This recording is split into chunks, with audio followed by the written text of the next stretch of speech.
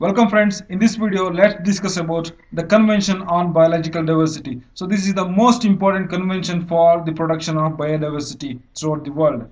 This Convention on Biological Diversity was opened for signing during Rio Earth Summit, that is the United Nations Conference on Environment and Development. So this UNCED, that is the Rio Earth Summit, opened for signing the three important conventions called Rio Convention, that is the United Nations Framework Convention on Climate Change, and Convention on Biological Diversity, and United Nations Convention to combat desertification. So among these three conventions that was opened for signing during Rio Earth Summit, this Convention on Biological Diversity is one of these. Okay, and under this Convention on Biological Diversity, we have two important protocols, that is the Cartagena Protocol on biosafety and Nagoya Protocol on access to genetic resources and benefit sharing, and one target, that is the Aichi target, to reduce the threats to biodiversity. Okay, so these three are the sister protocols which born out of Convention on Biological Diversity.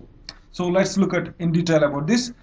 The Convention on Biological Diversity is a legally binding convention. It is a legally binding, not voluntary, okay? Legally binding convention recognized for the first time that the conservation of biological diversity is a common concern of humankind and is an integral part of development process. So for the first time, the conservation of biodiversity is a common concern of the humankind. Okay, it was decided in this convention, and this conservation of biodiversity is an integral part of development process.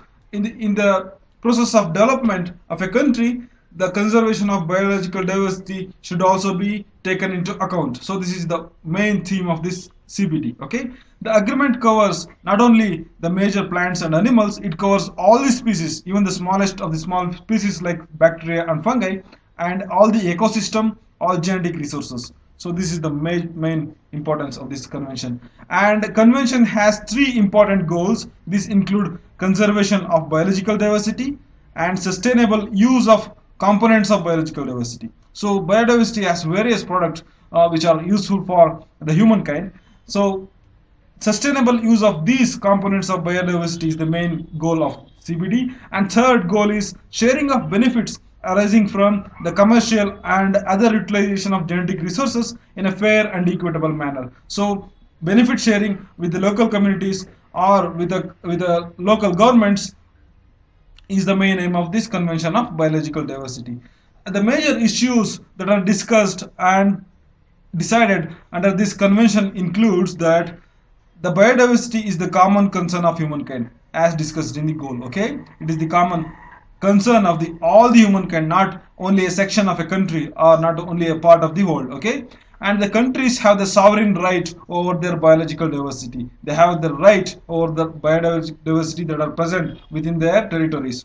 So they have the right to conserve the same. Okay, they have the obligation to conserve the same, and the states are required to create national biodiversity strategies and action plans for the conservation of biodiversity. So this is the binding obligation for the member countries. Okay, and the measures and incentives for the conservation and sustainable use of biodiversity are also covered under this convention.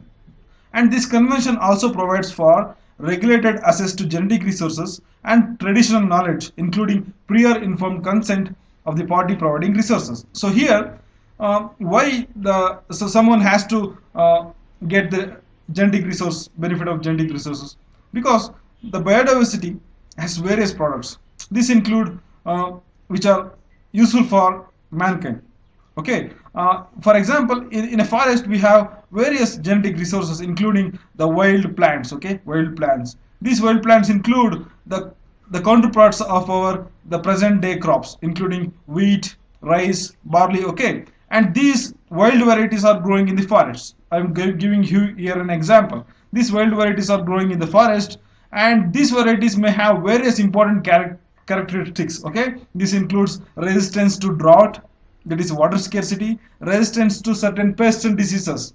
Okay, so these characters can be included in the breeding mechanism for designing better crops. Okay, so various multinational companies like large seed corporations need these genetic materials for developing the seeds of the important crops. So they need to assess the genetic resources. For that, they need the permission from the local government. So here, the Convention on Biological Diversity come into picture. It provides regulated access to genetic resources and traditional knowledge. Okay, so if India has this genetic resource, if United States MNC wants to assess this genetic resource, then it has to provide royalty to the local government or local body in order to assess this genetic resource. So this is the gist of assess and benefit sharing. Okay, and other include the sharing in a fair and equitable way the result of research and development and the benefit arising from commercial and other utilization of genetic resources. So as I discussed earlier, so if this MNC produces an important, very high yielding variety by utilizing the genetic resources present in the forest, then this MNC has to provide the equal benefit to the local community as well as this country, because it utilizes the genetic resources of these countries. So sharing in fair and equitable way the result of research and development has to be given. Okay, so this is the gist of this. And access to technology, access to transfer of technology including biotechnology to the governments and our local communities that provide traditional knowledge and biodiversity resources. So if a technology is developed by using the local resources, that is the local genetic resources or biodiversity resources, that has to be provided to the local government as well by these MNCs or other agencies. So this is the gist of this. And the technical and scientific cooperation is also envisaged under this convention, and coordination of a global directory of taxonomic expertise. Okay, and various different classification of plants and animals should be made in order to utilize this for the betterment of the humankind. And impact assessment, education and public awareness, and provision of financial resources from the developed countries to the developing countries for the management of biodiversity in a sustainable way. So these are all the important things that are covered under convention. Please remember some of the points in this from the view of examination.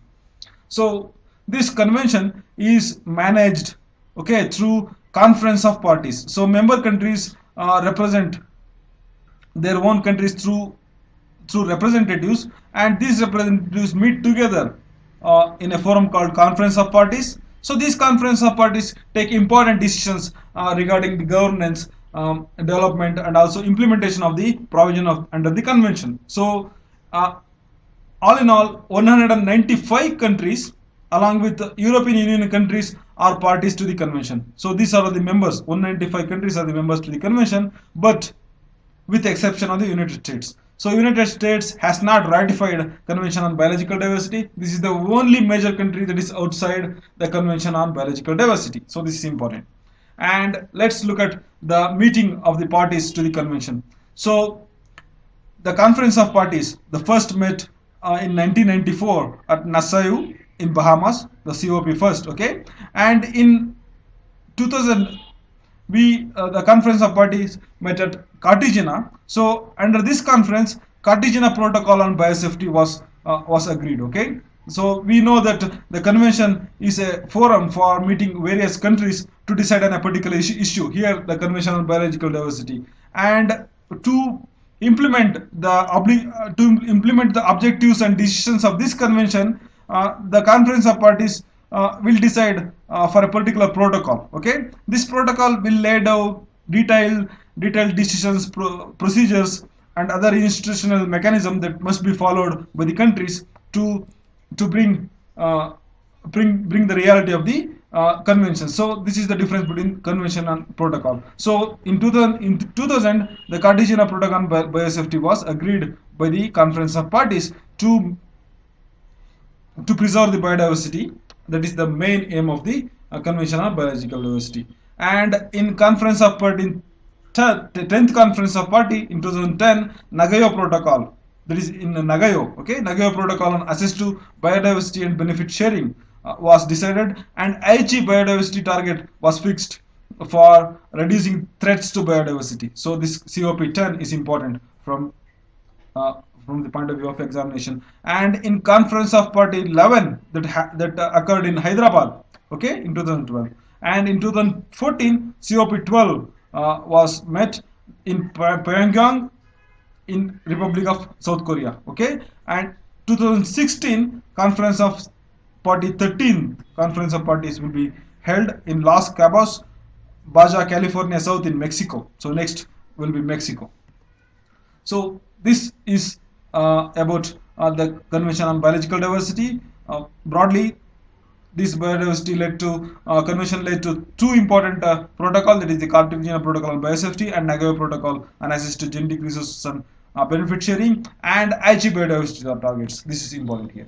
And this, let's look at the Conference of Parties, 11th Conference of Party that occurred in Hyderabad. So in this conference, India committed in this conference, the countries committed to double the international financial flows for biodiversity by 2015. Okay, and India undertake a pledge called Hyderabad Pledge, under which India is setting aside US $50 million to strengthen the institutional mechanism for biodiversity conservation in the country. And India took charge of the presidency of Convention of Biodiversity from Japan, and this is the thing about Hyderabad Convention. So thanks for watching this. In my coming videos, let's discuss about Cartagena Protocol on Biosafety, that is the protocol under Convention on Biological Diversity, and Nagoya Protocol for access to genetic resources and benefit sharing, that is also another protocol under Convention, and Aichi Biodiversity targets. These three are covered under different videos to bring comprehensiveness in the matter. Thank you.